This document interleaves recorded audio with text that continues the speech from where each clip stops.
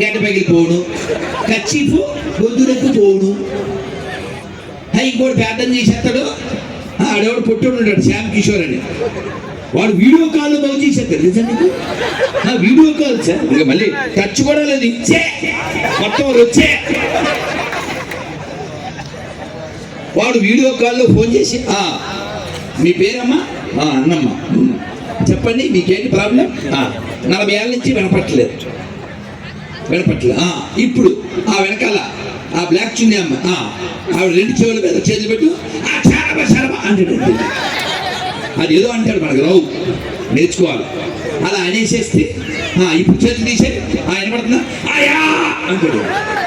YouTube నేను అన్న ENT hospital కూడా పెట్టొద్దాను అని డాక్టర్ని పదం ఉండకూడదండి ఏపీలో, తెలంగాణలో. ఎదవలకు జీతాలు ఇచ్చినంత కాలం ఎందుకు సార్ డబ్బులు కోడు? ఎందుకు డాక్టర్ అనేవాడు డాక్టర్ చదవడం, మెడికల్ కాలేజ్ 2 హాస్టల్లో ఎత్తేయాలి, లేదా ఎదవలకి గవర్నమెంట్ డబ్బులు ఇవ్వడం మానేది. డబ్బులు ఎందుకు కడతారండి? గవర్నమెంట్ ట్యాక్స్ ఎందుకు కడతామండి? రోడ్లు వేస్తారని, లేకపోతే పారిశుద్ధ్య పని అని, లేకపోతే బళ్ళు, హాస్పిటల్లో వీటి బాగు చేస్తాడు కదా. ఇలా మోసగాళ్ళకి ఇవ్వడానికి కాదు. డబ్బులు ఎక్కువైపోతే గవర్నమెంట్ ఎవరికి ఇస్తే బాగుంటుంది? అన్నం పెట్టే రైతుకి ఇవ్వాలి, దేశాన్ని కాపాడే ఆర్మీ వాళ్ళకి ఇవ్వాలి. మనం ఇలా కూర్చుని మాట్లాడుకుంటున్నామంటే శుభ్రం చేస్తారే పారిశుద్ధ్య కార్మికులు, వాళ్ళకి ఇవ్వాలి. ఈ పోరంబోకులకి ఎదిగండి కదా. కాబట్టి నేను కటువుగా మాట్లాడానని ఎవరు ఫీల్ అవ్వకండి. ఎవరికి నచ్చినా నచ్చకపోయినా 2 రెళ్ళంతా ట్రంప్ చెప్పినా అంతే చెప్పాలి, కాబట్టి ఇంగ్లీష్లో చెప్పాలంతే. కాబట్టి ఎవరికి నచ్చినా నచ్చకపోయినా ఇప్పుడు మీరు చెప్పండి, 5,000 సమానమా?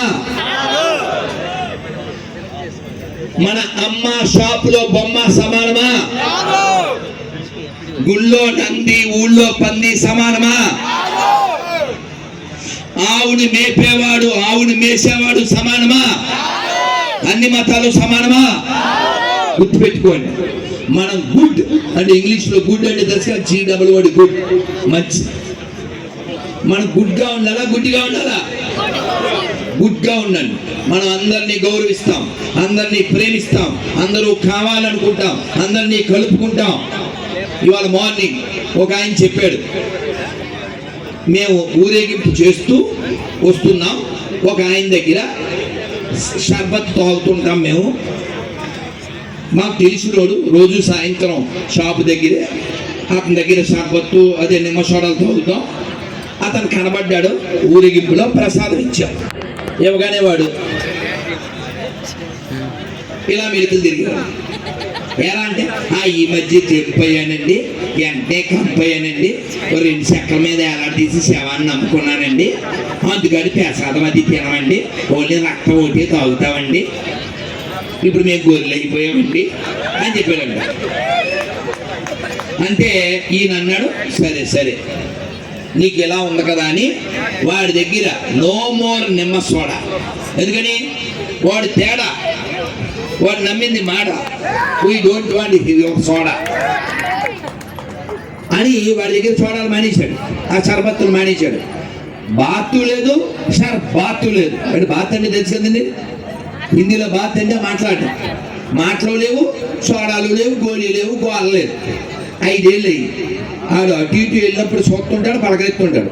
ఈ దూరం పులకరించేవాడు, పలకరిస్తే ఇప్పుడు పులకరించలేదు, కనికరించలేదు, వచ్చేసాడు. 5 ఏళ్ల తర్వాత ఆడు మళ్ళీ, సార్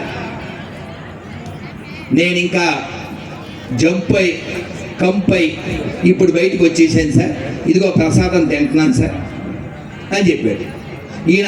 ఈయన వాడిని తిట్టలే, వాడిని అరవలేదు. ఏం చేశాడు? బాయ్కాట్ చేశాడు. ఏంటి? కాబట్టి మనం ఇక్కడ విగ్రహంలో అయ్యప్ప ఉన్నాడు, అక్కడ విగ్రహంలో గణపతి ఉన్నాడు, ఇక్కడ విగ్రహంలో సుబ్రహ్మణ్య స్వామి ఉన్నాడు, అక్కడ విష్ణుమూర్తి ఉన్నాడు, తిరుమలలో వెంకన్న ఉన్నాడు, భద్రాచలంలో రాముల వారు ఉన్నారు, కాశీలో శివుడు ఉన్నాడు అని మనం చెప్తుంటే ఈ పోరం ఆ తర్వాత తెలుసు కదా. వీళ్ళు ఏమంటారు? వీడు ఏదో నమ్మింది మాత్రమే నిజము, మిగిలిన వాళ్ళంతా మీరు నమ్మేది బొమ్మలు రాళ్ళు అనొచ్చా అండి? అనొచ్చా? తప్పు కదండి. నువ్వెవరో పుట్టే ఇక్కడ వాళ్ళకైనా ఎవరో ఇంటికి వస్తే కాదు కదా. కాబట్టి ఎవడైనా సరే ఈ దేశాన్ని ఈ ధర్మాన్ని అవమానించేవాడితో వ్యాపారం చేయకూడదు, వ్యవహారం కూడా చేయకూడదు.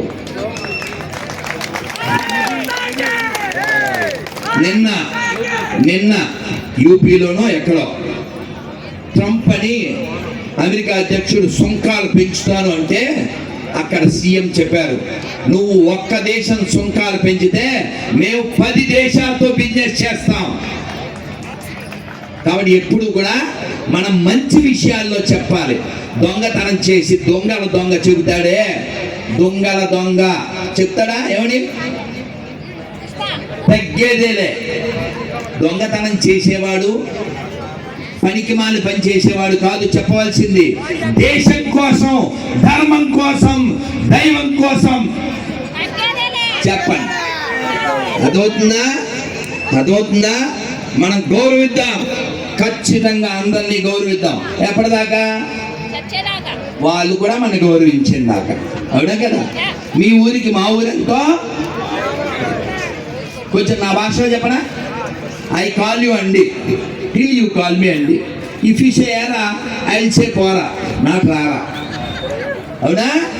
మనం అన్నీ ఒకటని పచ్చి అబద్ధం చెప్తున్నాం. ఎలా ఒకటి అవుతాయండి? ఆవుడు కోసేవాడు, ఆవుడు మేపేవాడు ఒకటే అవుతారా? అందరిలో అమ్మని చూసేవాడు, అందరిలో బొమ్మను చూసేవాడు ఒకటే అవుతారా? మన దేవాలయాలు కూలగొట్టి ఆక్రమించే దరిద్రుడు, మనం తినే దాంట్లో ఉమ్ము ఉత్సా ఇది కలిపేవాడు మనకి భయ్య అవుతాడా? ఈ ప్రపంచ నాశనం కోసం, ప్రపంచ దేశాలని ముక్కలు చేయడం కోసం పనిచేసేటువంటి పనికి మన పుస్తకాలు పట్టుకుని మస్తకాలు నాశనం చేసి తీవ్రవాదులు తయారు చేసేవాడు నీకు భయ్య అవుతాడా? అందుకని గుర్తుపెట్టుకోండి, బోత్ ఆర్ నాట్ సేమ్. ఇప్పుడు గుర్తుపెట్టుకోండి, ఆల్ ఆర్ నాట్ సేమ్. అర్థమవుతుందా? మనం ఒక్కలమే పావుకుంటే సరిపోదు, అటు కూడా ఉండాలి. మీ నాన్నగారు ఉన్నారా? ఇది ప్రశ్న. దీన్ని తిప్పించి అడిగితే తెలుసు కదా, ఎలా అడగకూడదు అని అడిగితే. మొన్నే 700 పెట్టి కొనుక్కున్నాను. ఏంటది? చెప్పు. వాడాలా వద్దా? అర్థమైందా? కాబట్టి ఈ దేశం ప్రపంచానికి మార్గనిర్దేశనం చేస్తుంది. ఈ దేశం ప్రపంచ శాంతి కోరుకుంటుంది. ఈ దేశం అందరి బాగు కోరుకుంటుంది. కాబట్టి మనం మాత్రమే చెప్తాం, సర్వే జన